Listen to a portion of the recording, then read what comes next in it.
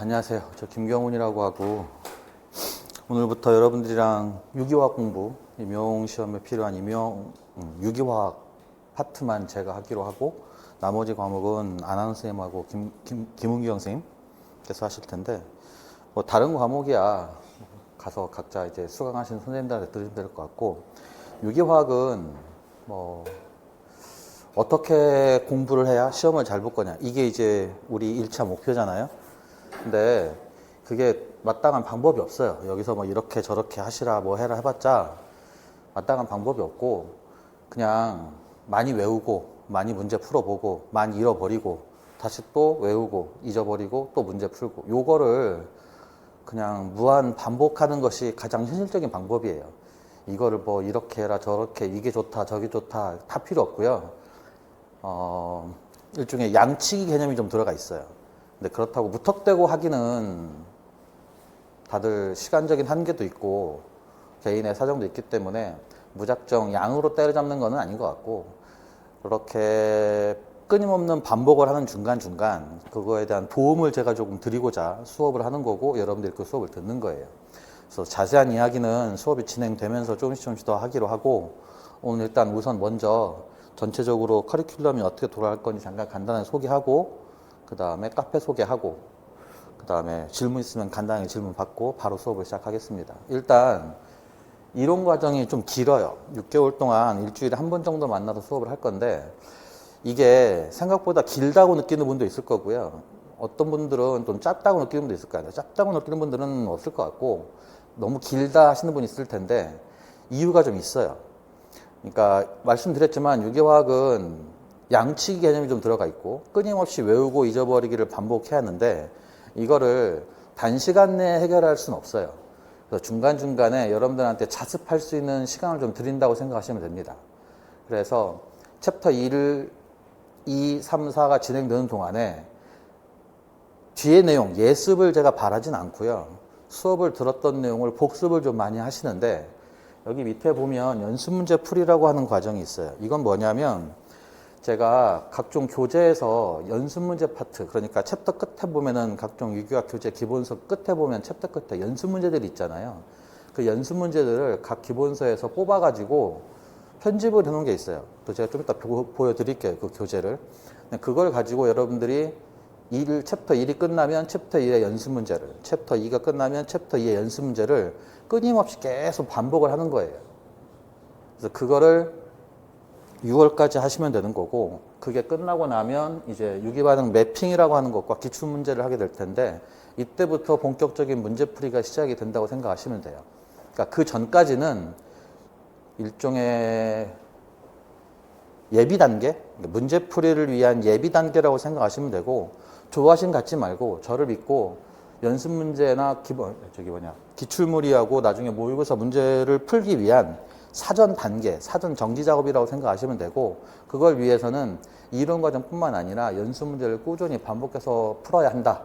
그리고 그거를 한 번으로 끝내지 말고 될 수 있으면 누적해서 그러니까 예를 들어서 챕터 3이 끝났어요. 그럼 챕터 3에 관련된 연습 문제만 푸는 게 아니라 챕터 1, 2의 연습 문제를 같이 묶어서 풀으셔야 돼요.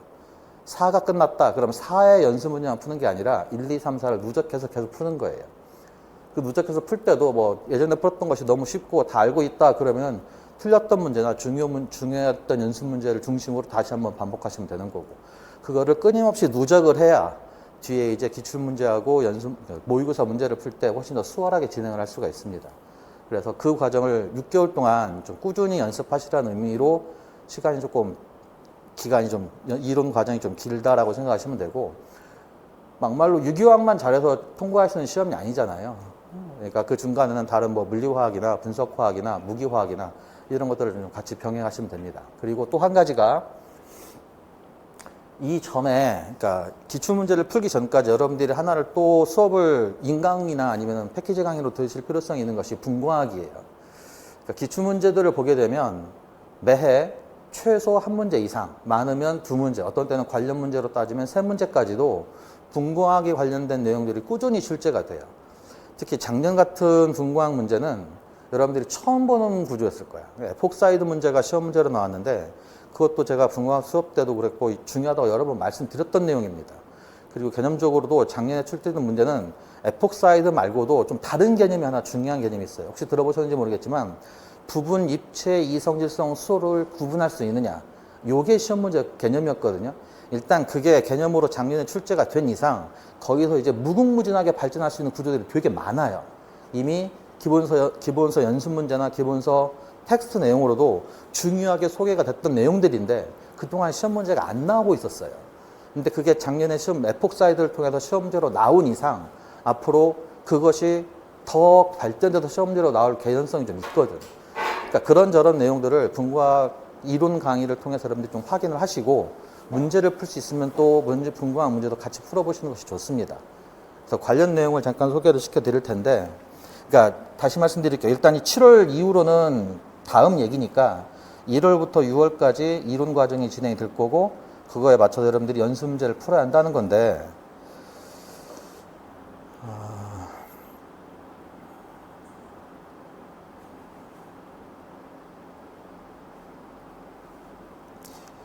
혹시 필요하신 게 아니라 당연히 메모하셔서 카페에 좀 가입 신청 하시기 바랍니다. 네이버에다가 카페를 만들었으니까 신세시스라고 검색해서 들어가시면 카페가 있을 텐데, 이게 만들어진 지 얼마 안 돼서 당연히 뭐 사람 별로 없고 아직은. 여기 보시면 링크를 걸어놨는데 이게 분과학 문제집이에요. 그러니까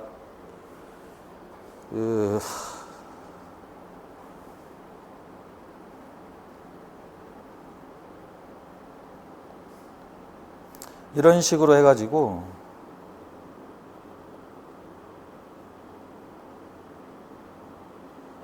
여러분들이 임용 기출문제에서 볼 수 있는 형식의 문제를 지금 분과학 문제집 1권에는 구조 찾는 문제로 주로 400개가 좀 안 될 거야, 문제가. 360개 정도 되는 문제가 들어가 있고요. 조금 있다가 1월 말쯤 되면은 2권이 나올 텐데 2권은 구조하고 반응하고 섞여 있어요. 그게 한 150개 정도? 그렇게 해서 전체 문제가 한 500개 정도 되는 문제가 아마 여러분들한테 풀 수 있게끔 최고로 나왔고 나올 예정이에요. 그래서 이거를 분과학 이론 강의를 수강하시고 6월까지, 그 다음에 그 분과학 이론 강의가 끝나고 나면 매일 푸는 게 좋아요. 그러니까 분과학을 여러분들이 어려워하는 이유가 익숙하지가 않아서 그러는 거거든. 학부 때 잠깐 배우고 그때도 그냥 뭐 대충 보거나 아니면 아예 공부를 안 한 분도 있을 테고. 근데 중요한 거는 이걸 안 하면 한두 문제를 그냥 버리는 거기 때문에 되게 아까워요. 어려운 문제도 아닌데 여러분들이 익숙치가 않아서 자꾸 틀리는 문제고 어려워하기 때문에 이걸 여러분들 좀 익숙하게 하기 위해서 제가 11월 달하고 12월 달 편집을 좀 열심히 해서 문제지로 만들어 놓은 거니까 뒤에 정답도 들어가 있습니다.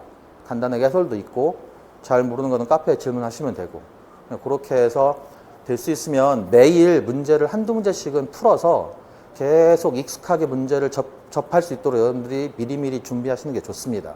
나중에 한꺼번에 하려고 하면, 그리고 흔히들 연습하는 것처럼 여러분들이 알고 계신 것처럼 표만 몇 개 외우면 풀 수 있는 문제 시대는 갔어요. 이제 그렇게 분과학 문제 접근이 안 될 거야. 그래서 익숙해질 만큼 연습을 하고 노력을 해야 한두 문제 정도를 맞출 수가 있기 때문에, 그리고 그 한두 문제는 당연히 합격에 당락에 영향을 주기 때문에 여러분들이 꼭 좀 준비할 수 있었으면 좋겠습니다. 그래서 6월까지 이론, 그 다음에 연습 문제, 그리고 분과학, 이 세 가지를 같이 여러분들이 하기 때문에 결국 짧은 시간이 아니에요. 긴 시간 동안 크게 세 가지 카테고리에서 여러분들이 좀 연습을 해야 하고, 일부는 저하고 같이 공부를 하지만 일부는 여러분들이 자습을 하면서 꼭 따라오셔야 한다는 얘기입니다. 아시겠죠? 그래서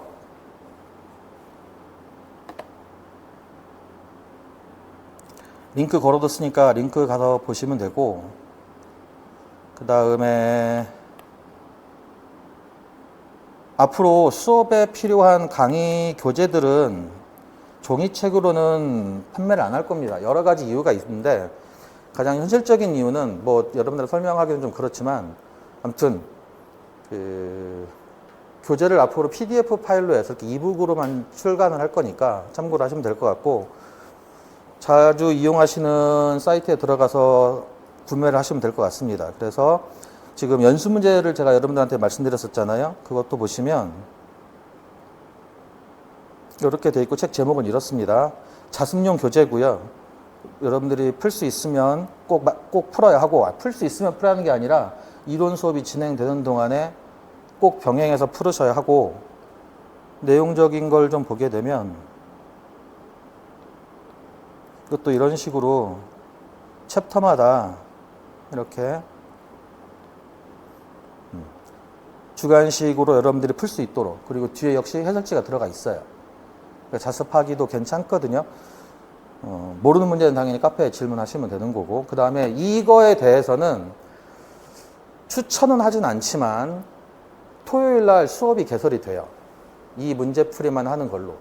근데 이 수업을 시간이 없으면 안 들으셔도 되고, 시간이 되시는 분들은 병행하셔도 수업을 들으셔도 됩니다. 그런데 그거를 특히나 초시 준비하시는 분들은 시간이 좀 벅찰 것이기 때문에 초시하는 분들은 추천하지 않고, 재수 이상이신 분들, N수생들은 이론 강의만 듣기엔 좀 심심하다 하시는 분들 있다면 토요일 날 개설되는 이 수업도 한번 생각을 해보시기 바랍니다. 그런데 특히나 초수하시는 분들한테는 이거를까지 병행하는 건 제가 보기에는 시간이 너무 많이 걸리니까 수업 듣는데 그렇게 추천하진 않고, 이론 강의 듣기가 좀 심심하다, 그 다음에 N수생이다 하시는 분들은 이론 강의를 빼고 요 수업을 들으면서 문제풀이로 이론을 대체하는 것도 괜찮습니다. 그것도 한번 생각을 해보시기 바랍니다. 아시겠죠?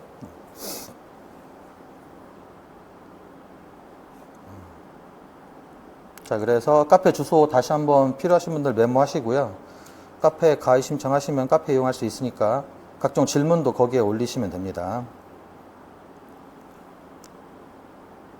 그 다음에 혹시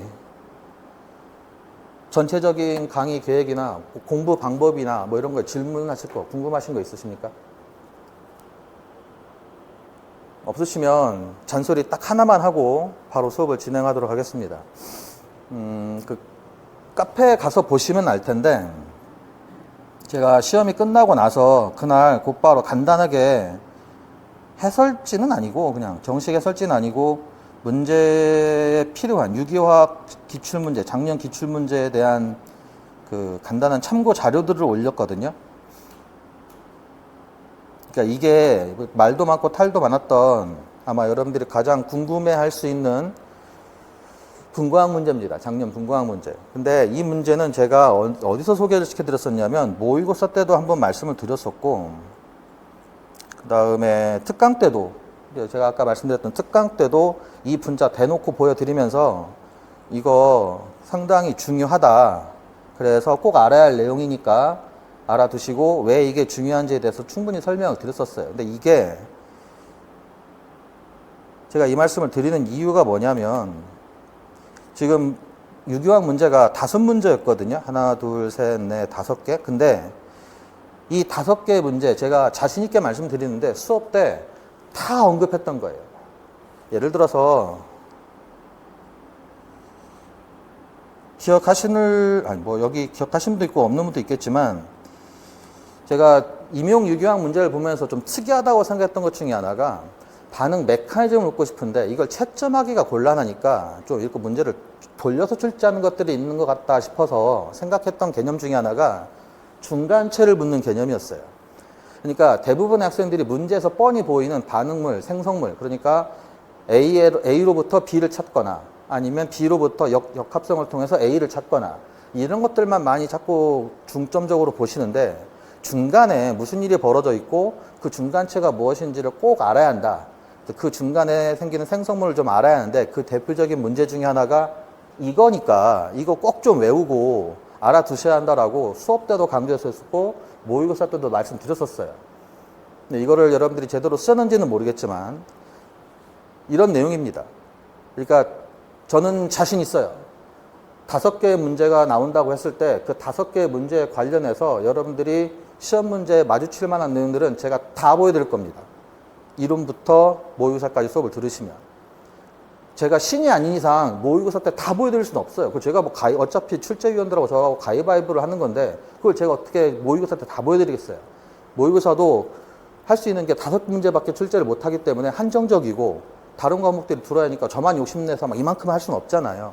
근데 그러다 보면은 한정적인 문제를 가지고 문제를 보여드리다 보니까 그 모의고사에서 제가 그동안 수업 때 중요하다고 말씀드렸고 이런 게 출제될 거라고 예상되는 것들을 다 보여드릴 수가 없어서 한계가 있다고요. 그러다 보니까 이론 때부터 모의고사까지 여러분들이 다 전체적으로 제가 강조해서 드리는 말씀들은 따라오셔야 하는데 자신 있게 말씀드리는데 올해도 마찬가지예요. 올 11월 달에 시험이 있을 텐데 그 11월에 있을 시험 5개의 문제도 다 보여드릴 수 있어요. 뭐가 나올지 다 있어요. 여러분들은 잘 모르겠지만 저는 30년 가까이 강사 생활하고 학교에서 학생들 가르치면서 유기화학을 필수적으로 공부하면 이런 것들은 알아야 돼라고 하는 것들이 학교에서 가르쳐서 학교에서 학생들을 가르치고 출제로 들어가는 사람이나 학원에서 가르치고 출제를 안 들어가는 저하고 다른 유기학을 공부한 게 아니라 똑같은 유기학을 공부했고 학생들한테 이런 게 중요하다고 가르치는 건 다 동일해요. 그래서 그거를 보여드릴 자신이 있으니까 여러분들은 그걸 잘 소화만 하시면 돼요. 그래서 제가 아까 말씀드린 거야. 다른 과목, 세 과목은 물리, 무기, 분석은 어차피 여러분들이 시간을 많이 투자해서 공부를 해야 하니까 유기화학은 이론만이라도 길게 차분하게 반복적으로 연습해서 나중에 문제풀이에 한꺼번에 시간을 쏟는 것이 맞다는 거예요. 그래서 다른 거 하지 마시고 다른 뭐 이것저것 막 신경 쓰면서 다른 거 하려고 하지 마시고 유기화학은 수업에 집중하고 제가 아까 말씀드렸던 몇 가지 사항 중심으로 해서 공부를 한다. 그러면 11월 달에 시험 볼 때 여러분들이 마주치는 문제들은 어쨌든 수업 때 제가 한 번 이상 언급했던 내용들이 다 시험 문제로 나올 것이다 라고 생각하시면 돼요. 이거는 거짓말이 아니고 진짜예요. 자신 있게 말씀드리는 거니까 그대로 꼭 따라 하시면 됩니다. 아시겠죠? 그리고 왕도가 없어요. 그냥 자꾸 잊어버리고 외우고 잊어버리고 외우고 잊어버리고 외우고 이게 최선입니다. 다른 게 있다면 유기화학 때문에 이렇게 고생들을 안 하겠지. 창피한 이야기지만 입만 한마디로 좀 제가 정리를 하겠습니다. 저 개인적으로는 제가 학번이 91학번인데 1학년 마치고 군대를 갔다가 복학을 했는데 유기화학을 저희 때는 1, 2, 3에서 3학기 수업을 3학점씩 9학점을 들어야 하거든요. 필수로. 근데 군대 갔다 와서 수업을 들었는데 유기화학 1하고 2를 F를 맞았어요. 2학년 2학기, 3학년 1학기 때. 2학년 1학기 때는 저희가 유기화학이 없었고 2학년 2학기하고 3학년 1학기 때 유기화학 1, 2가 있었는데 그걸 다 F를 맞고 나니까 유기화학 3는 당연히 또 F지. 그래서 졸업하는 해 4학년 1학기 때 보니까 유기화학 학점 0이야, 0. 하나도 딴 게 없어. 그래가지고 별 수 없이 어떻게 그냥 다 외우고 들어갔지. 그랬더니 점수가 잘 나오는 거야. 생각보다 잘 나오더라고. 그것도 생각보다가 아니지. 남들하고 차이가 압도적으로 나게 돼 있더라고. 그래서 난 내가 유기학 천재인 줄 알았어요. 근데 알고 봤더니 그게 내가 유기학 천재라서 그런 게 아니라 아까 말씀드렸죠. 유기학은 많이 본 사람이 이겨요. 그래서 여러분 아마 여러분들이 본인 다 느꼈을 거예요. 학교에서. 초수생들이 유기화학 학점을 잘 따가는 경우는 많지 않아요.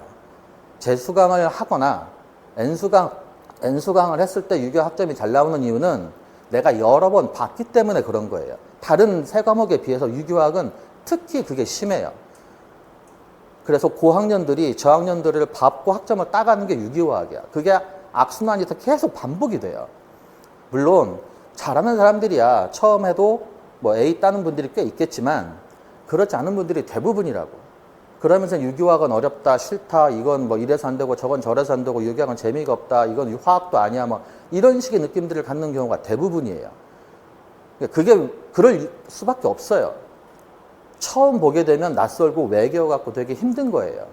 근데 이거를 극복하는 방법은 별 수 없어요. 자주 보고 잊어버리고, 자주 보고 잊어버리고. 시험을 봐야 하기 때문에 그런 거야. 시험을 안 볼 거라면 이런 소리 안 하지. 그러니까 시험을 봐서 점수를 따고 그걸 가지고 여러분들이 다음으로 넘어가야 하기 때문에 시험을 잘 보기 위해서는 다른 방법이 없다는 걸 다시 한번 강조해서 말씀을 드립니다. 아시겠죠?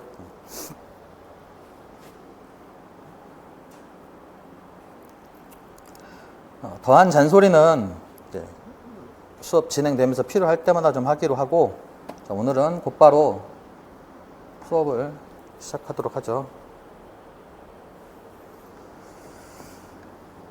자,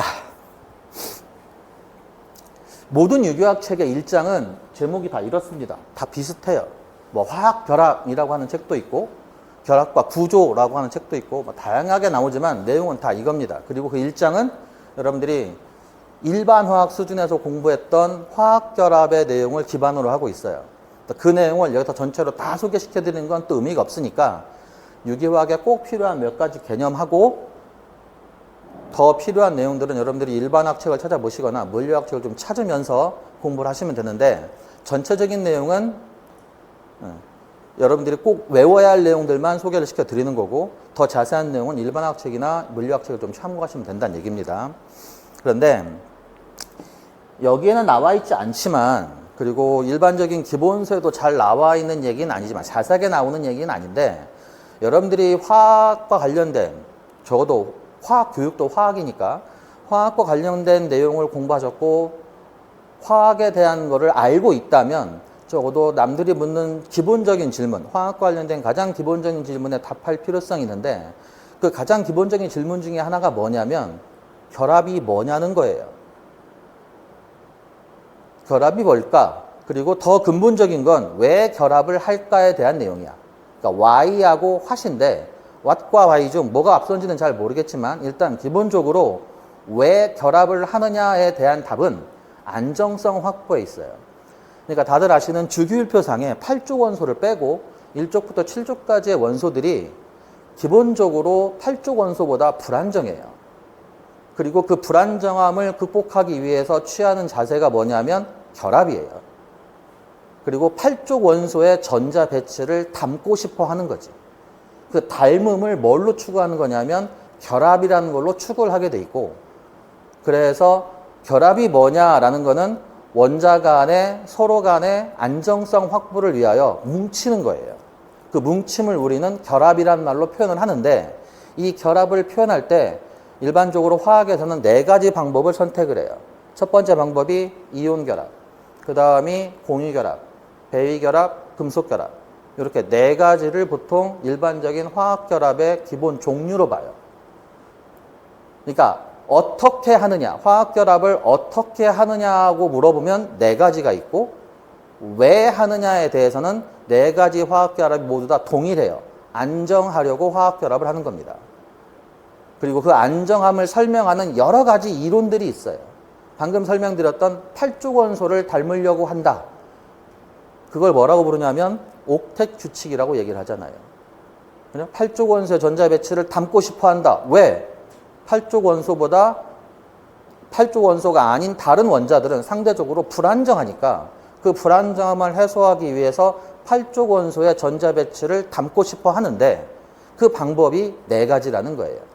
그러니까 방법은 여러 가지가 있지만 기본 목적은 안정성 확보에 있다는 것을 명심하시고 그 4가지에 대한 화학 결합에 대한 설명을 여러 가지 이론으로 뒷받침을 하는 거죠. 예를 들어서 이온 결합을 설명하기 위한 가장 기본적인 이론으로는 쿨롱의 상호작용 같은 것들. 맞죠? 뭐 그것이 있고 그 다음에 공유 결합을 설명할 수 있는 가장 기본적인 이론은 좀 이따도 나오겠지만 VBT, 그러니까 원자가 결합 이론, 그 다음에 MOT, 분자 궤도 함수 이론. 이 2가지가 공유 결합을 설명할 수 있는 가장 기본적인 이론이야. 그래서 공유 결합은 화학 결합의 한 종류이고 그 화학 결합의 한 종류로 나타나는 공유 결합을 설명할 수 있는 기본 이론이 2가지인 거야. 하나가 VBT, 원자가 결합 이론, 다른 하나가 MOT, 분자 궤도 함수 이론. 그리고 공부를 하셔서 알겠지만 이 2가지 이론은 별개의 이론이 아니에요, 사실은. 지금 와서 보게 되면 2개의 이론은 엄밀한 의미에서 보면 거의 한 덩어리가 돼 있고요. 예전에 따로따로 발전하다가 지금은 거의 뭉쳐 있다고 보시면 돼요. 그거를 영어로는 컴플리멘터리라고 얘기를 하고 상호 보완적이란 말로 표현을 하는 겁니다. 그러니까 어느 하나가 완벽하게 맞고 어느 하나가 완벽하게 틀리고 반대로 이쪽이 맞고 이쪽이 틀린 게 아니라 서로 공유 결합을 설명하기 위해서 필요한 이론이 따로 있는 거예요. 그래서 그 2개를 적절하게 섞어가면서 여러분들이 공유 결합을 공부한다고 생각하시면 돼요. 다만 유기화학에서는 아까 말씀드렸던 4가지 화학 결합 중에서도 공유 결합을 특히 중요시할 거야.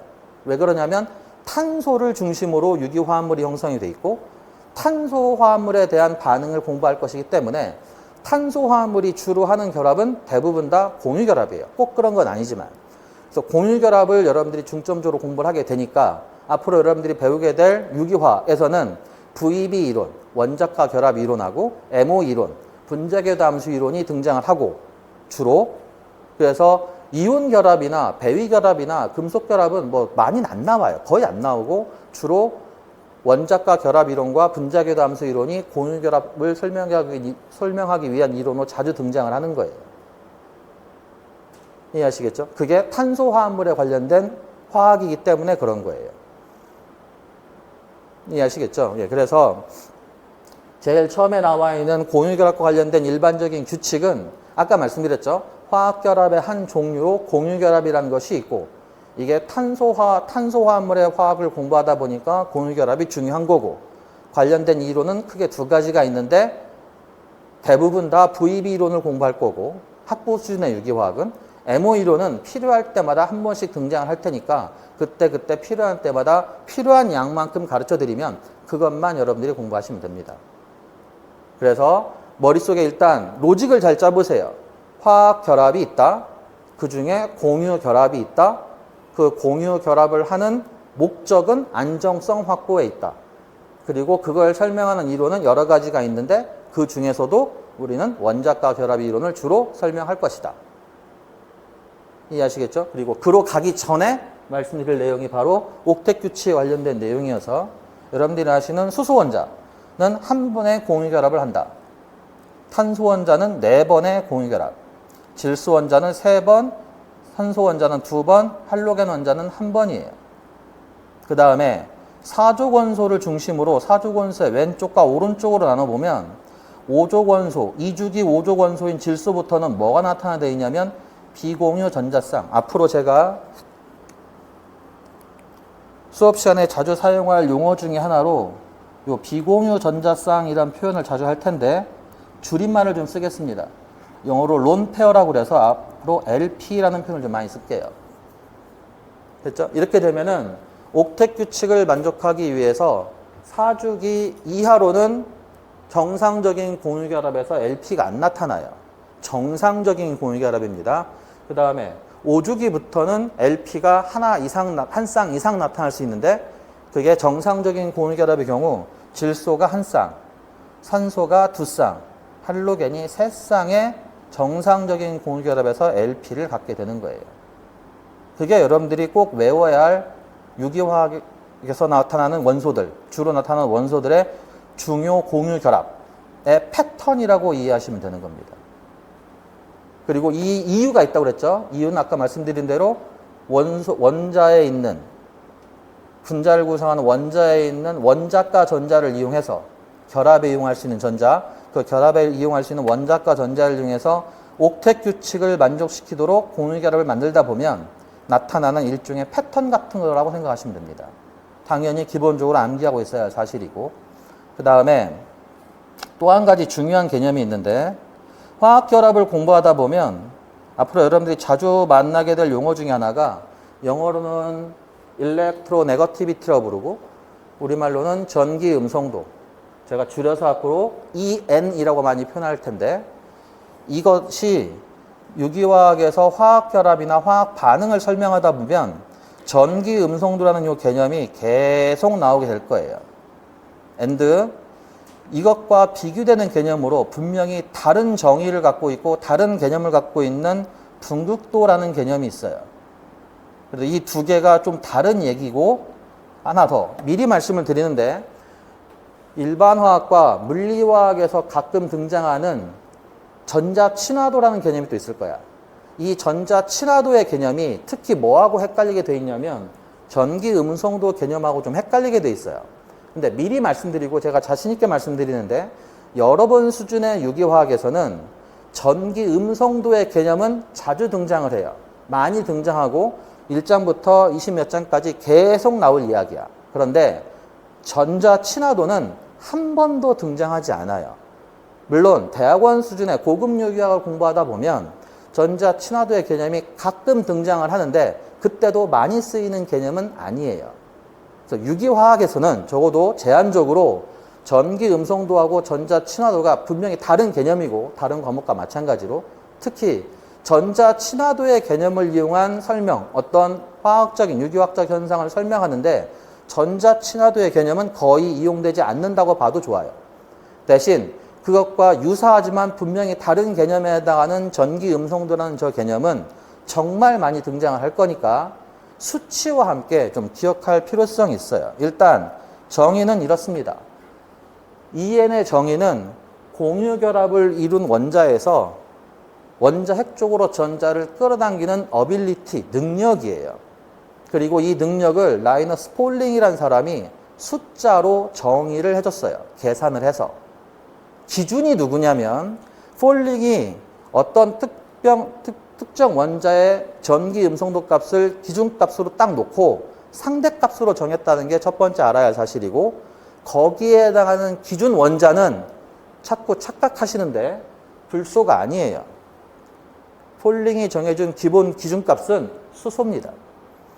이게 문제를 자꾸 일으키더라고, 첫째. 왜냐하면 책마다 이 기준값을 어떤 책은 2.1, 어떤 책은 2.2, 심지어 어떤 책은 2.3이라고 놓은 책도 있어요. 그게 약간의 혼선을 일으키면서 여기 나와 있는 상대적인 숫자 값들이 조금씩 달라져요. 두 번째, 왜 폴링은 1도 아니고 2도 아니고 3도 아니고 얘를 2.1로 나누냐? 모르겠어요.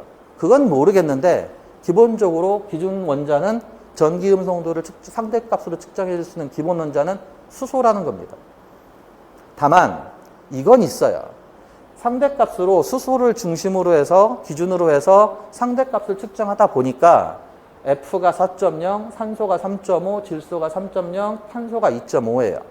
그러면 유기화학에 주로 등장하는 이주기 원자들의 중요한 이주기 원자들의 전기 음성도가 어떤 패턴을 보이냐면 최대값이 4.0이고요.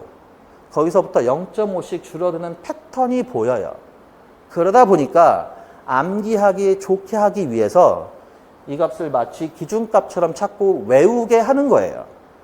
근데 그거는 실제 전기음성도를 표현하고자 할 때 측정값으로 삼았던 기준값이 아니라, 측정에 대한 기준값이 아니라 암기의 기준값이에요.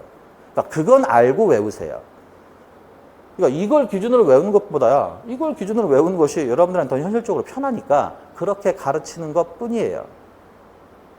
아시겠죠? 그리고 말씀드렸잖아. 전기음성도는 앞으로 여러분들이 학부 수준의 유기화학을 공부하면서 임용 유기화학에 필요한 문제풀이를 위해 여러분들이 공부해야 할 내용 중에 전기음성도는 앞으로 꾸준히 등장할 거기 때문에 기본적으로 이 5개의 원자에 대해서는 전기음성도를 기억해 두는 것이 좋습니다. 아시겠죠? 꼭 좀 이 상황 암기를 하시고요. 그 다음에 말도 많고 탈도 많은 분극도라는 개념이 있어요. 이것도 이제 2장에 가게 되면 상당히 많이 써먹을 내용 중에 하나인데 둘은 분명히 다른 개념입니다. 그러니까 여기는 정의해드렸죠. EN이 정의가 뭔지는. 그런데 분극도는 어떻게 정의가 되어 있냐면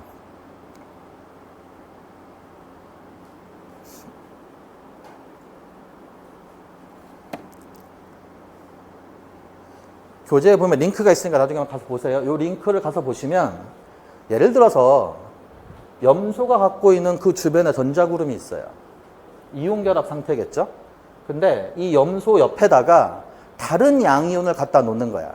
그 양이온을 어떻게 바꾸냐면 소듐부터 시작해서 플러스 1, 마그네슘으로 플러스 2, 알루미늄으로 플러스 3 이렇게 상대 양이온을 바꿨다고 생각을 해보세요. 그러면 이 구름의 분포가 이쪽으로 좀 쏠려 있는 것과 다시 말하면 음이온 쪽으로 쏠려 있는 전자구름과 양이온 쪽으로 많이 쏠려 있는 전자구름의 느낌 보이십니까? 당연하죠. 플러스 3의 양이온을 갖고 있는 쪽으로 전자가 좀 더 많이 쏠릴 거 아니에요? 이 개념이에요.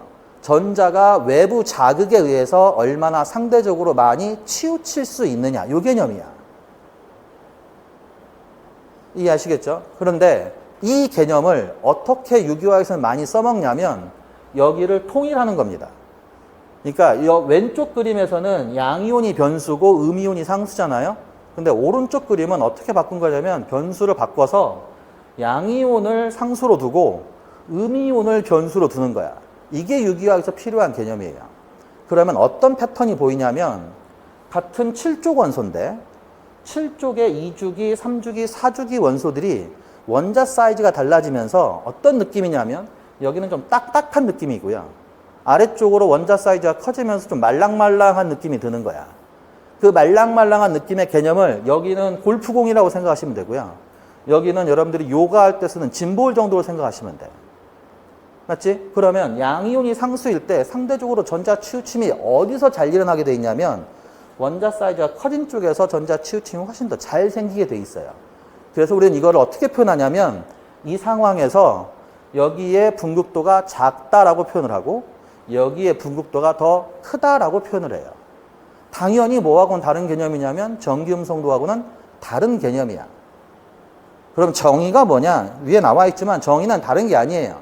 전자구름이 외부 자극에 대해서 얼마나 쉽게 영어 표현으로 디스토션 되느냐, 잘 찌그러지느냐, 다른 표현으로 한쪽 방향으로 잘 치우칠 수 있느냐의 개념이고, 이게 유기화학에서는 언제 중요해지냐면 같은 주기 원자가 아니라 같은 족 원자에서 상대적으로 중요해져요. 물론 같은 주기에서도 분극도가 좀 달라지기는 해요. 같은 주기에서 분극도가 달라지는 건 있지만 그게 유기화학에서는 상대적으로 좀 적은 영향력이 있어요. 더 큰 영향력은 언제 생기냐면 같은 족 원소에 대해서 생기는 거야. 그리고 같은 분극도의 개념이라도 양이온 변수보다는 양이온 상수, 음이온 상수보다는 음이온 변수일 때를 더 많이 써먹어요. 그래서 앞으로 여러분들이 2장부터 계속 마주치게 될 내용 중에 하나가 분극도 개념이고 그 분극도의 개념을 이 그림으로 잘 이해를 하시면 되는 겁니다. 당연히 전기음성도하고는 완전히 다른 개념이고 특히 같은 주기 원자에서는 전기음성도가 중요하고 같은 족 원자에서는 분극도 개념이 상대적으로 훨씬 중요한 거예요. 그걸 여러분들이 혼란스럽지 않게 써야 돼. 거꾸로 써먹으면 말 그대로 조지는 거야 그냥. 다시 말씀드리는데 같은 주기 원자에서는 전기음성도 개념을 상대적으로 많이 사용합니다. 같은 족에서는 전기음성도 개념이 아니라 분극도 개념을 상대적으로 많이 써먹는 거예요. 아시겠죠? 예. 자, 그래서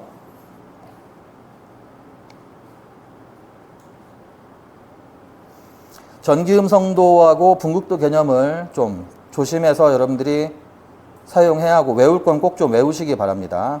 그 다음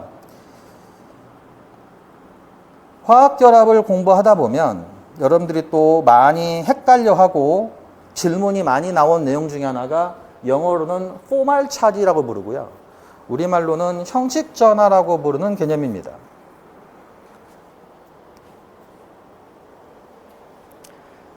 자, 그런데 여기 보세요. 이거 제가 나중에 카페에다 올려드릴게요. 제가 급하게 타이핑을 해가지고 좀 만든 건데 아마 다들 알 거야. 포말 차지가 뭐냐라고 물으면 10이면 9명은 이렇게 답해요.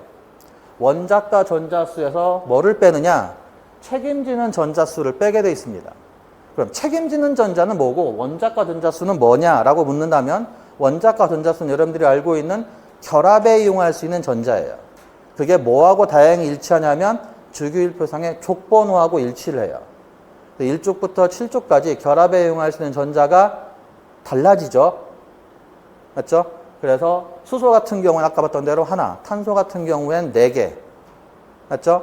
네, 그런 식으로 결합에 이용할 수 있는 전자의 수가 원자과 전자수가 되고 그게 족번호하고 일치하는 게 원자과 전자수인데 여기에서 뭐를 빼냐면 아까 말씀드렸던 공유 결합에 이용되는 전자를 빼게 돼 있습니다. 그러니까 공유 결합에 이용되는 전자를 모두 뺀다는 게 어떤 개념인지 물을 가지고 한번 설명을 해볼게요. 잠깐. 여기 보시면 산소 원자는 6족 원소잖아요. 그럼 6족 원소에서 여러분들이 원자과 전자의 개수가 족번호하고 일치한다고 그랬으니까 산소가 갖고 있는 원자과 전자수는 빨간색으로 표현해 볼게요. 6개입니다.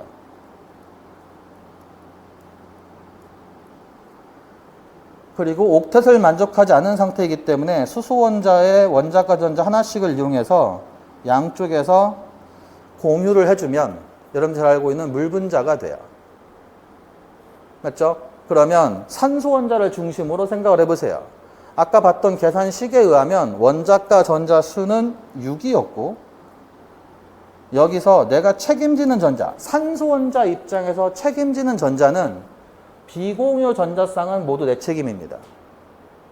비공유 전자쌍은 수소하고는 관련이 없는 전자이기 때문에 내가 모두 책임지는 전자라고 생각하시면 돼요. 그러니까 몇 개를 빼줘야 하냐면 4개를 빼주는 겁니다. 형식전화를 계산하기 위해서. 그 다음에 또 한 가지가 여긴데 공유 전자 중에는 하나는 내 책임이고 하나는 수소 책임이에요. 그래서 공유 전자 중에는 4개 나누기 2 해서 하나씩만 내가 책임지기 때문에 4 나누기 2 해가지고 2를 빼주는 거지. 그러면 실제로 숫자가 뭐가 나오냐면 0이 나오는데 이 0을 우리가 뭐라 부르냐면 산소의 형식전화라고 표현을 하는 거예요. 됐죠? 그래서 다시 말씀드릴게요. 학부에서 보통 이 형식전화의 개념을 다 이런 식으로 공부를 해. 그래가지고 뭐냐라고 물어보면 다 요 식을 갖다 얘기를 하고 그 개념이 틀린 개념은 분명히 아니에요. 그런데 우리 조금 생각을 해봅시다. 이게 왜 필요하냐는 거야. 그리고 그 많고 많은 일반화학의 화학결합 개념 중에서 왜 유기화에서 이 개념을 또 등장시켜서 써먹으려고 하는 거냐. 이게 여러분한테 필요한 얘기 아닙니까? 그러면 여러분들이 잊지 말아야 할 게 하나가 있어요. 방금 설명한 건 1번이고 2번이고 또 한 가지 얘기는 여러분들이 자꾸 잊는 사실이 있는데 잊어버리는 사실이 있는데 아까 얘기했던 전기음성도의 개념이에요. 그러니까 형식전화라는 개념을 사용할 때는 기본적으로 전기음성도를 전혀 고려하지 않습니다. 고려하지 않고 단순히 아까 말씀드렸던 대로 옥텟 개념에 의하여 내가 책임지는 전자와 책임지지 않는 전자를 구분하고 사용할 수 있는 전자 대비 전자를 더 많이 사용했느냐 전자를 덜 사용했느냐를 표현하는 거예요. 어디에다가? 화학 결합 안에다가. 그러니까 지금 계속 하고 있는 이야기가 뭐냐면 화학 결합이 앞으로 유기화학에 어떻게 사용될 건지를 얘기하려고 하는 건데 몇 가지 용어를 통해서 여러분한테 그 중요성을 강조를 하는 거고 개념을 좀 확실히 하고 가자는 거야.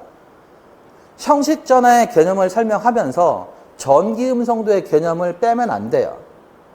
전기음성도가 형식전화에는 사용이 안 된다는 겁니다.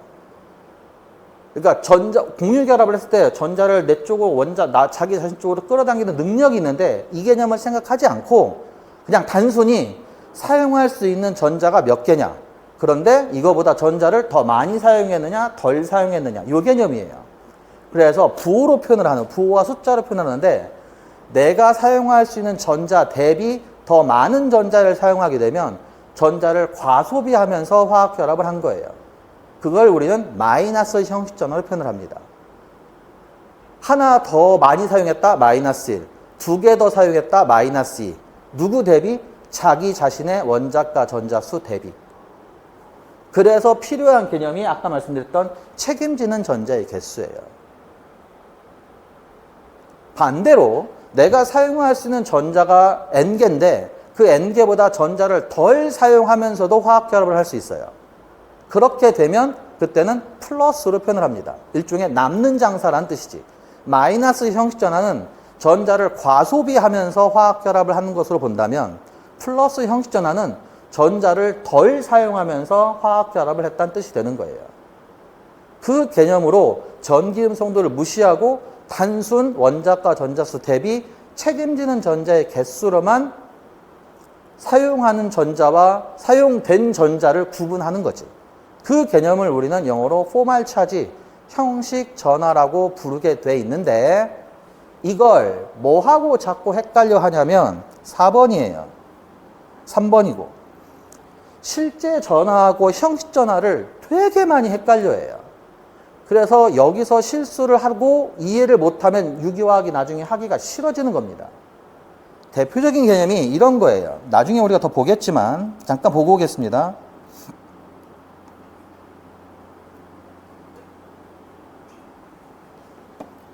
좀 이따 한 번 더 설명을 드리겠지만 가장 단순한 실수인데 여러분들이 어려워하는 개념이 이거예요. 형식전화 모르는 분이 아까 제가 없다고 말씀드렸잖아. 대충은 다 뭔지 알아. 그리고 나중에 유기화학을 막 하다 보면 여기가 플러스가 있네? 여기가 마이너스가 있네? 플러스와 마이너스는 서로 죽고 못 사는 사이야? 그러니까 나 갖다 가서 붙일래. 이 짓을 많이 하는 거야. 근데 이게 꼭 그렇지는 않다는 거예요. 뭔 차이가 있냐면 여기는 단순 형식 전환일 뿐이고요. 여기는 단순 형식 전환일 뿐이에요. 그게 마이너스와 플러스로 표현이 되어 있을 뿐입니다. 실제로는 어떻게 반응을 하고 어떻게 전자가 이동을 하냐면 이렇게 이동을 해요. 그러니까 형식 전화가 플러스라고 그래서 그 자리가 반드시 전자가 부족한 자리이고 전자를 덜 쓴 자리는 아니란 뜻이에요. 그래서 필요한 개념이 형식 전화하고 실제 전화의 개념을 나누어서 볼 수 있어야 돼요. 이때 첫 번째 말씀드릴 사실, 형식 전화와 실제 전화는 같을 수도 있어요. 그런데 반드시 같은 건 아니에요. 그러니까 예를 들어서 이런 겁니다. 좀 이따 공부를 해보면 더 깊이 해보시면 알겠지만 실제로 이 자리, 여기 산소의 마이너스는 실제 전화도 여기가 마이너스고요. 형식 전화도 마이너스 1입니다. 그런데 이 자리는 형식 전화가 플러스인데 실제 전화는 여기가 플러스가 아니에요. 어디가 플러스냐? 보시면 알겠지만 이런 자리가 플러스가 되는 거예요. 그 이유가 뭘까요? 전기 음성도 때문에 그래요. 옥텟을 만족한 상태에서 전기 음성도가 수소보단 산소가 훨씬 크기 때문에 형식 전화의 개념에서는 전기 음성도를 사용하지 않아서 여기가 플러스가 됐지만 실제 전화는 여기에 전기 음성도가 크니까 전자를 끌고 오는 거예요. 그 덕분에 빨간색으로 델타 마이너스가 표현되면서 실제 전화는 산소 입장에서는 마이너스고 수소 입장에서는 플러스가 되는 겁니다. 따라서 실제로 전자가 풍부한 산소가 반응하는 자리는 이 자리가 아니라 여기가 되는 거예요. 근데 이게 원자마다 또 분자마다 원자가 묶여서 나타나는 분자마다 조금씩 달라져요. 말씀드렸잖아. 실제 전화하고 형식 전화가 같을 때도 있지만 다를 때도 있기 때문에 이거를 구분하면서 봐야 돼. 근데 이게 이제 헷갈리니까 싫은 거야. 아이씨, 언제는 저게 플러스가 전자가 부족하다며. 근데 지금은 또 아니래. 에이, 이래서 유기화학은 안 돼. 코에 걸면 코걸이, 귀에 걸면 귀걸이 맨날 지들 맘대로 해석해. 아니야. 네가 잘 몰라서 그러는 거야. 네가 오해를 했고 네가 개념을 제대로 공부를 안 했기 때문에 그게 헷갈리는 거예요. 그걸 구분하는 사람은 유기화학을 잘하는 거고 점수를 잘 받겠지만 그걸 귀찮아하고 싫어하고 자꾸 유기화학에 핑계를 대면서 내가 잘못한 게 아니야. 유기화학이 잘못한 거야. 그런 게 어딨어. 유기화학은 잘못이 없어. 오해를 하고 있는 당신들의 잘못이지. 개념을 잘못 쓰였기 때문에 생기는 일이에요. 그거를 초장에 조금씩 잘 고쳐 나가야 돼. 그래서 일단 개념적으로 꼭 가지고 가셔야 할 사실이 있어. 형식 전화는 EN을 고려하지 않는다. 실제 전화는 EN을 고려한다. 그리고 실제 전화와 형식 전화는 같을 때도 있지만 다를 때도 있다. 그게 중요한 사실이에요. 아시겠죠? 네. 그래서 다시 그림을 보겠습니다.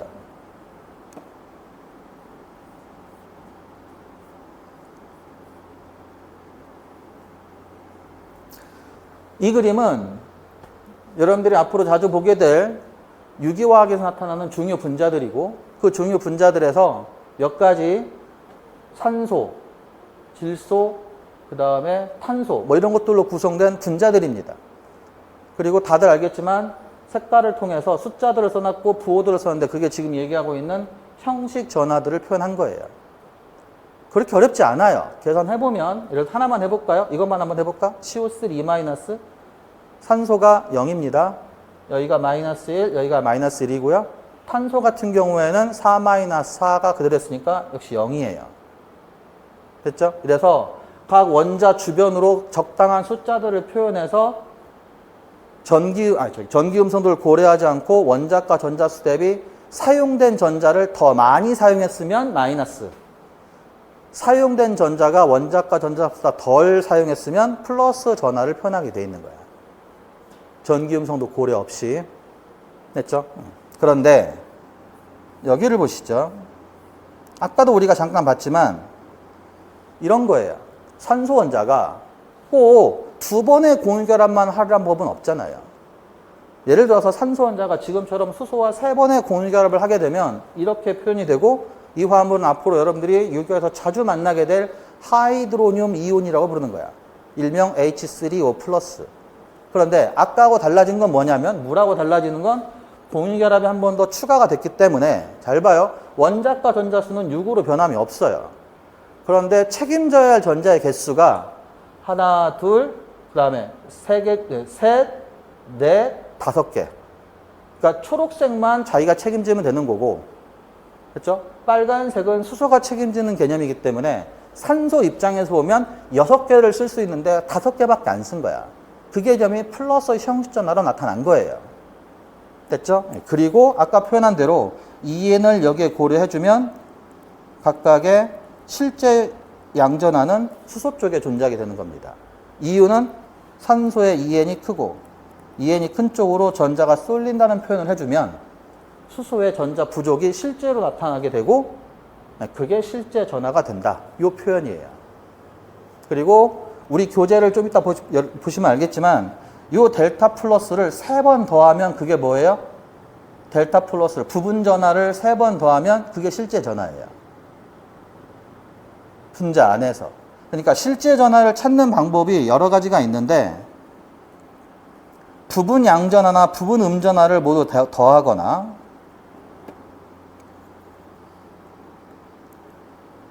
아이고야.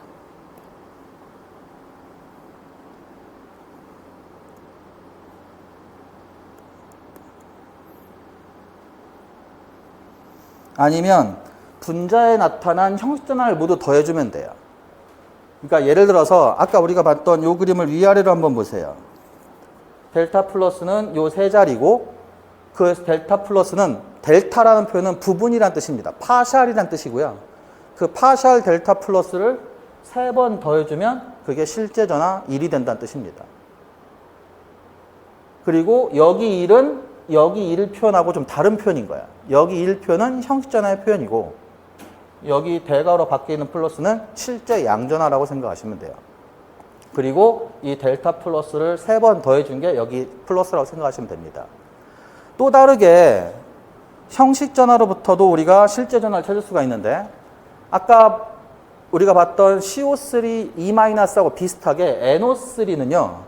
여기가 0, 여기가 마이너스 1, 여기가 마이너스 1이고 여기가 플러스 1이에요. LP가 생략돼 있죠.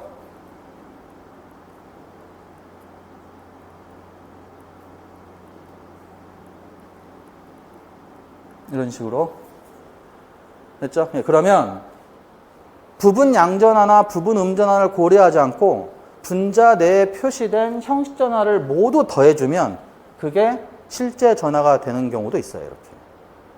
그래서 실제 전하를 찾는 방법은 부분 양전하나 부분 음전하를 모두 고려하든가 아니면 형식전하를 모두 다 더해주든가 이런 식으로 해서 우리가 실제 전하를 찾을 수 있다라는 개념이어서 이걸 한번 볼까요? 위아래로 한번 보세요.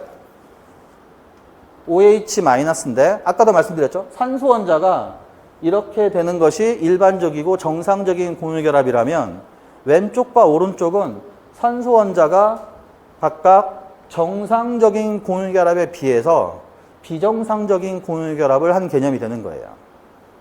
그 정상적인 개념과 비정상적인 개념을 바로 형식전하로 바로바로 구분하게 하는 겁니다.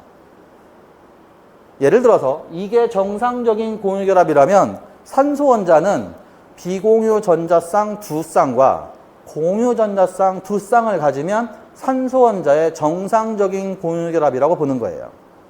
그런데 여기서 벗어나는 패턴을 보이는 거야. 왼쪽처럼 비공유 전자쌍이 한 쌍 줄고 공유 전자쌍이 한 쌍 늘어나는 겁니다. 그러면 산소 입장에서는 비정상적인 공유결합이 되는 거야. 오른쪽 끝도 마찬가지야. 여기가 정상인데 비해서 여기는 비정상이죠. 그 비정상이 어떻게 표현되느냐? 마이너스 형식전하로 표현이 된 거예요. 왜 마이너스냐? 6-7. 사용해야 할 전자 수보다 사용한 전자가 하나 더 많다는 뜻이에요. 6-7로.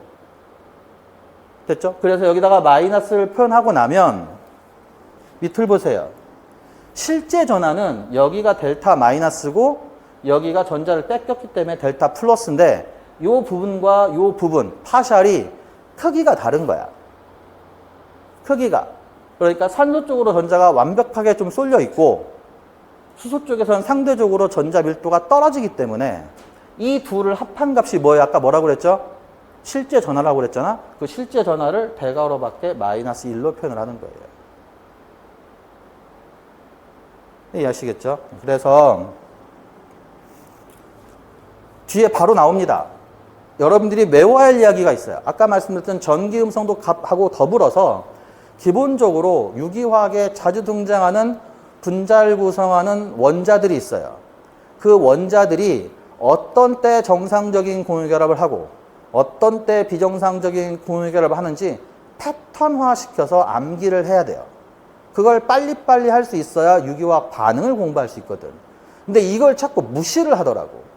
이걸 연습을 안 하니까 뒤에 가서 계속 헷갈리고 아까 말씀드렸던 엉뚱한 방향으로 화학 반응을 시작을 하는 거예요. 말도 안 되게 시작을 하는 거지.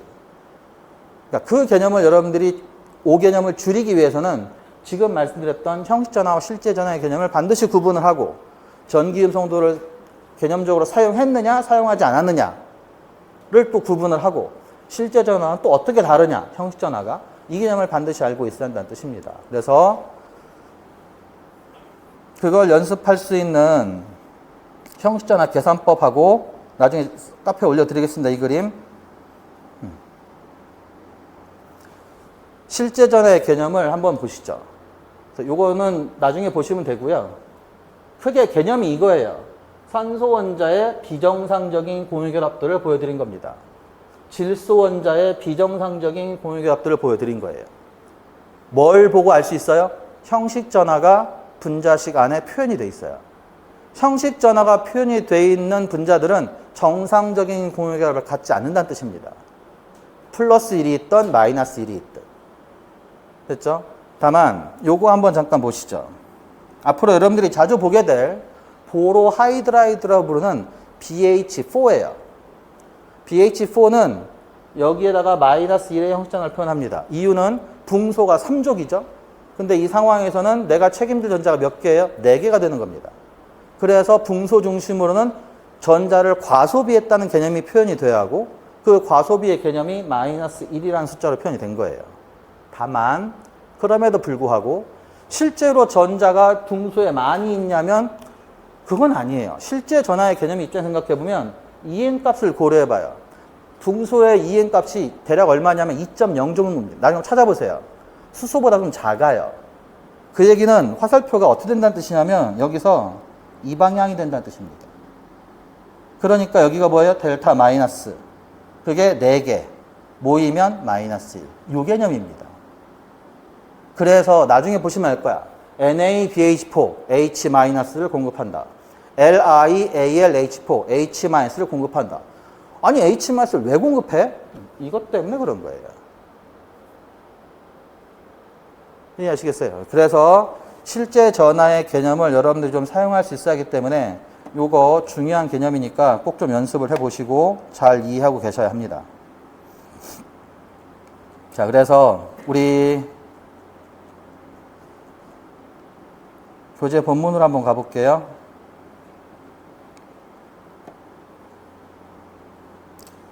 시간을 1분 드릴 테니까 1번, 2번, 3번, 4번을 한번 쭉 읽어보시죠. 제가 지금 설명을 드렸으니까 이 4줄, 4가지의 얘기를 읽으시면서 여러분들 머릿속으로 잠깐 정리하시고 여기 예제 간단하게 한번 보시고 밑에 아까 검정색 슬라이드에 들어가 있던 거는 제가 따로 카페에 올려드리겠습니다. 아시겠죠? 예. 잠깐 지금 읽어보시죠. 1번부터 4번까지.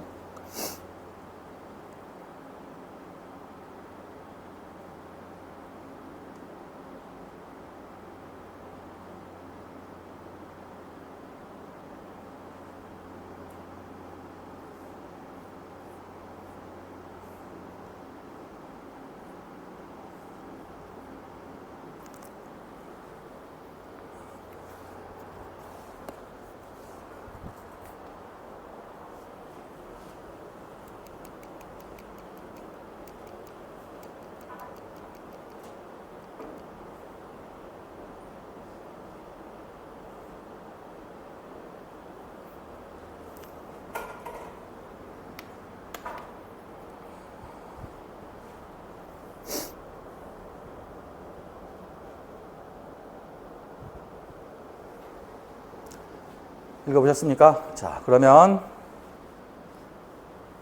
아마 오늘 첫 번째 시간에 내드리는 가장 중요한 숙제입니다. 암기할 거. 난 그냥 다 알고 있어 하지 마시고요. 알고 있어도 한 100번 정도 써가면서 패턴화 시켜서 암기해야 할 그림이에요. 무슨 얘기냐면 표 왼쪽이 중요 원자의 정상적인 공유결합 패턴입니다. 예를 들어서 탄소 원자를 한번 보시죠. 탄소 원자는 원자과 전자가 4개입니다. 그 4개 원자과 전자를 갖는 탄소가 공유결합을 4번 하면 형식전화가 0이 돼요. 근데 이 4번을 왼쪽 단일결합으로만 할 수도 있고요. 이중결합 한 번에 단일결합 2번도 되고요. 삼중결합 한 번에 단일결합 한 번도 된다. 묻지도 말고 따지지도 말고 일단 이 패턴을 외워야 돼요. 개념은 말씀드렸고 그 방법을 일반적으로 이렇게 한다는 뜻이에요. 맞죠? 그 다음 질소 원자는 어떻게 하느냐? 이렇게 한다는 뜻입니다. 즉 위아래를 비교해보면 공유결합을 사용을 하는 건 똑같은데 탄소에서 질소로 바뀌면 정상적인 공유결합을 위해서 반드시 뭐가 한 쌍 필요하냐면 LP가 한 쌍 필요하다는 뜻입니다. 다만 그 LP 한 쌍을 놓고 공유결합으로 단일결합만 3번, 단일결합 한 번에 이중결합 한 번, 그 다음에 삼중결합 한 번. 이것도 모두 다 질소의 정상적인 공유결합 패턴에 들어간다는 뜻입니다. 됐죠? 거기에 산소 원자, 그 다음에 할로겐 원자. 이들이 전부 다 유기화에서 자주 등장하는 분자를 구성하는 중요 원자들의 정상적인 공유결합 패턴이에요. 그런데 오른쪽을 보시죠. 방금 앞서 말씀드렸던 개념과 엮어서 보이십니까? 형식전화가 원자 주변에 표현이 되어 있어요. 다시 말씀드려요. 우리는 화학 결합을 공부하고 있고 원자로부터 분자를 구성하려고 그래요. 왜? 안정해지려고. 근데 이 안정해지려고 하는 화학 결합을 표현하다 보니까 패턴이 다른 것들이 있어. 첫째, 원자별로 달라져. 두 번째, 같은 원자라도 정상, 비정상이 있다는 뜻이에요. 그거를 형식전화가 없는 것과 형식전화가 있는 걸로 구분하고 다시 비정상적인 공유결합에는 마이너스와 플러스가 형식전화로 표현되는 것들이 있다. 됐죠? 그래서 예를 들어서 탄소 보세요. 마이너스, 마이너스, 마이너스. 보이십니까? 비정상적이 있죠? 왜 비정상이 됐어요? 원래 정상은 공유만 4번이어야 돼. 근데 비공유가 늘었네? 이 말이 무슨 뜻이에요? 내가 사용해야 할 전자보다 전자를 더 많이 쓰면서 공유결합을 했다는 뜻입니다. 그러니 일반적으로 할 수 있는 탄소의 공유결합과는 다른 표현이 됐어야지. 그걸 우리는 마이너스로 표현을 하되 그게 이렇게 단일결합이 있을 때 또 이중결합이 있을 때 삼중결합이 있을 때 이렇게 표현이 되는 거예요. 됐죠? 그 다음 이런 표현도 있어요. 이 표현은 무슨 뜻이냐면 4-3이란 뜻입니다. 그러니까 뭐하고 다르냐면 같은 단일결합 3개라도 여기하고 여기는 분명히 다른 표현이에요.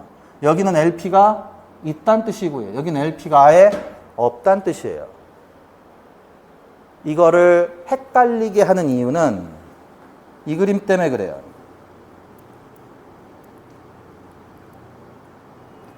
무슨 얘기냐면 중요 원자 주변으로 형식전화가 나타날 때 LP를 다 생략하고 표현을 많이 해요. 이러니까 이 그림하고 저 그림이 자꾸 헷갈리는 거야. 분명한 차이가 있는 거야. 여기는 뭐예요? LP가 없는 게 아니야. 있는데 생략한 거예요. 맞죠? 여기는요. LP가 생략된 게 아니에요. 원래 없는 거예요. 원래 없어야 플러스야. 있어야 마이너스고. 근데 이걸 자꾸 헷갈려 하는 거야. 뭐부터 잘못된 거냐? 형식전의 개념부터 잘못된 거야. 패턴을 암기하지 않은 거야. 그거에 익숙하지 않으니까 반응을 볼 때마다 계속 헷갈리고 엉뚱한 생각을 하는 거예요. 분명히 다릅니다.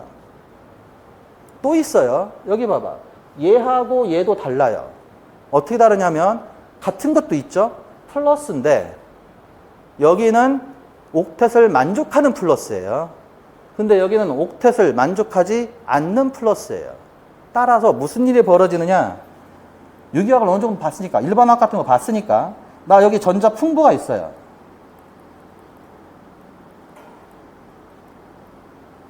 예를 들어 OH-로 합시다, 그냥.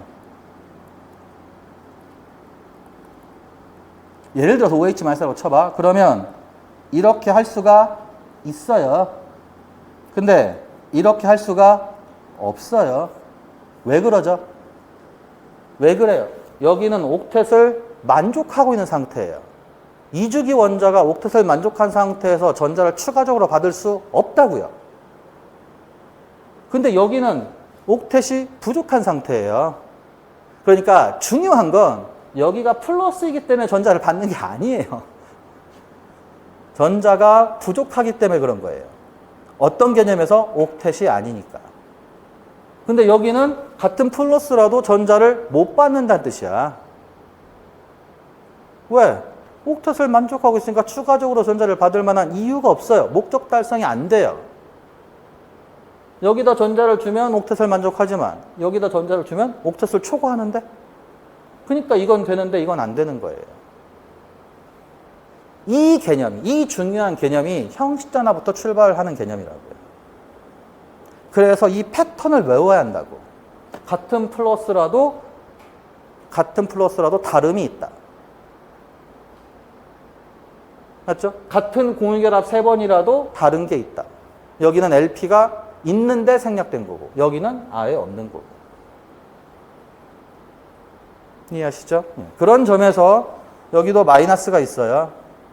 뭐가 늘어났죠? 정상적인 패턴에 비해서 LP가 늘어났어요. 책임지는 전자가 많아진다는 뜻입니다. 마이너스, 마이너스. 됐죠? 산소 보세요. 정상적인 패턴에 비해서 LP가 늘어났죠? 그래서 마이너스예요. 여기는 플러스고. 왜? LP가 줄었지. 근데 문제는 아까도 말씀드렸잖아요. 이 모든 상황이 다 뭐가 생략될 수 있어요? LP가 생략돼서 표현이 될 수 있다는 게 문제인 거야. 그걸 자꾸 헷갈려 하는 거고. 그래서 처음에는 LP를 표현하면서 기억을 해야 하지만 나중이 되면 LP가 모두 빠진 상황에서 이해가 되어야 한다고요. 그러니까 예를 들어서 이 그림도 마찬가지예요. 자주 등장할 그림 중에 하나인데 이 그림을 앞으로 우리는 이렇게 표현을 할 거예요. 그러면 여러분들은 이 마이너스만 딱 보고도 뭘 생각해야 돼? 아, 여기에 LP가 한 쌍 있는데 생략됐구나. 저기서 뭐가 바로 숫자가 떠올라야 돼? 4-5가 바로 떠올라야 돼. 아, 이 마이너스가 왜 있겠어? 이해되시죠? 왜? 그게 이것과 같은 의미라는 거예요. 이해하시겠죠? 이것도 한번 보세요. 우리는 할로겐이 보통 이런 것들을 많이 보죠. 이렇게 된 상황. 그러면 숫자로만 계산을 해봐. 7-8이거든요. 그러면 당연히 마이너스지. 이것도 뭐야? 일종의 비정상이야. 결합을 하지 않은 상태가 됐고 마이너스 1이 되어 있는 상태예요. 그런데 이것만 비정상이 아니야. 이것도 비정상이에요. 일반화에서는 자주 못 보는 패턴이지. 여기 계산할 수 있겠어요? 7-6입니다. 7은 할로겐이니까 6은 6개만 책임지면 되니까 6개는 어디서 오는 거냐? LP 두 쌍 공유결합에서 하나씩. 그래서 플러스예요. 그래서 나중에 여러분들이 보게 될 거 아마 보신 분도 있을 거야. 이런 거 많이 보잖아. 여기가 뭐 브롬이 이렇게 들어가 있는 거. 사이클릭 할로닌이라고 해서 우리가 나중에 보게 될 중단체의 그림 중에 하나인데 이런 것들이 나오는 이유가 바로 여기서 오는 거예요. 근데 이거를 말씀드렸잖아. 그때마다 다 계산을 할 거냐? LP가 어떻게 되니 그때마다 우리가 계산해서 찾아야 하냐? 그게 아니고 패턴화 시키시라고요. 그러니까 이렇게 딱 돼 있으면 아하 이거 이렇게 돼 있네. 이걸 그대로 흉내내서 갖다 붙이면 되는 거예요. 나중에 다 써먹어야 할 얘기들입니다. 아시겠죠? 그래서 제가 시작할 때 말씀드렸죠? 이 표 시작할 때 반드시 외우세요. 100번을 쓰더라도 암기하셔야 돼요. 잊어버려? 또 해야지 뭐. 또 잊어버려? 그럼 또 해야지.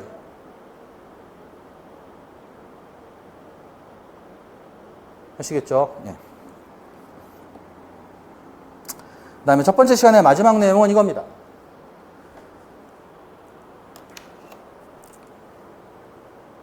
화학결합은 원자과 전자를 이용해요. 그러니까 여러분들 다 아시겠지만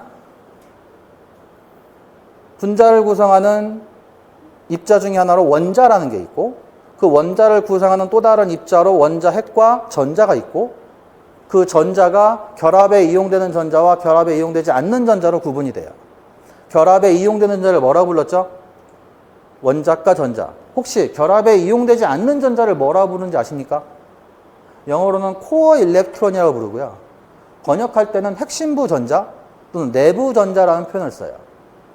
그러니까 예를 들어 탄소 같은 경우에는 원자 번호가 6번이니까 6개의 전자가 있는데 이 6개의 전자가 모두 결합에 이용되는 게 아니에요. 그래서 여러분들 나중에 뭐 물리학 같은 데서 공부를 하시겠지만 MO를 할 때도 그렇고 VB를 할 때도 그렇고 6개의 전자 중에서 2개는 제끼입니다. 그리고 4개의 전자만 가지고 MO를 이용하든 VB를 이용하든 이용을 하는 거예요. 됐죠? 그래서 전체 전자가 N개라면 일부는 원자과 전자, 일부는 핵심부 전자가 되는 겁니다. 따라서 전자가 이동을 하면서 화학 결합을 하는 거야. 전자가 이동하면서 화학 결합을 하고 그게 화학 반응으로 이어지는 건데 그 전자의 이동 방법을 구분 화살표로 표현을 하는 겁니다. 근데 그 구분 화살표가 종류가 2개가 있어요. 여기 화살표의 꼬리라고 부르고요. 여기를 화살표의 머리라고 합니다. 꼬리, 머리, 꼬리, 머리인데 머리 부분에 이렇게 양쪽 머리가 되어 있는 게 있고 반쪽 머리가 되어 있는 게 있어요. 이 양쪽 머리는 전자가 2개 이동한다는 뜻입니다. 그 다음에 반쪽 머리는 전자가 1개 이동한다는 뜻이에요. 이걸 나중에 우리가 뭐라고 구분을 하냐면 극성 반응에 이용하는 구분 화살표라고 부르고 무극성 반응, 다른 말로는 라디칼 반응에 이용되는 화살표라고 부르는 거예요. 그래서 전자의 이동을 통해서 화학 결합이 분해되고 생성되고 그게 화학 반응으로 이어지게 돼 있는데 그 전자를 이동시킬 때 화살표의 종류를 2가지로 구분해서 쓰는 겁니다. 하나는 꽉 찬 머리, 양쪽 머리, 다른 하나는 반쪽 머리. 전자 2개를 이동시키느냐, 1개를 이동시키느냐 이런 표현이에요. 그래서 예를 들어서 여기다 한번 해볼게요. A, B 결합이 있어요. 그런데 내가 화살표를 이렇게 표현을 해요. 됐죠? 그러면 이 표현 한번 보세요. 이해되려나?